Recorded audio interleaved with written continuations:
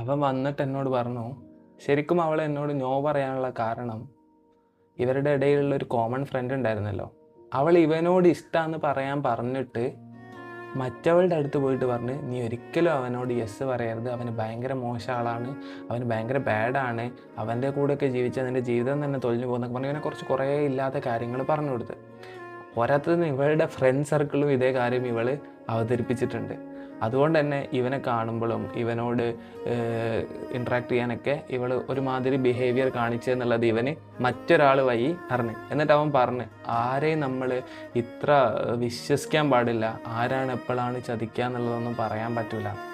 നിങ്ങൾക്കിതൊന്നും മനസ്സിലായത് ആരെയും കണ്ണടച്ച് വിശ്വസിക്കരുതെന്നായിരിക്കാം.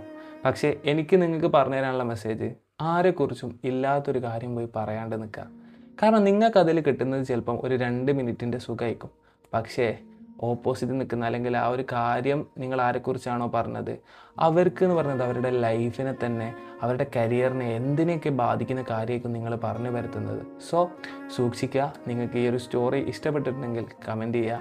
കൂടാതെ കൂടുതൽ സ്റ്റോറീസിനായി നിങ്ങൾ ഫോളോ ചെയ്യുക. ബൈ.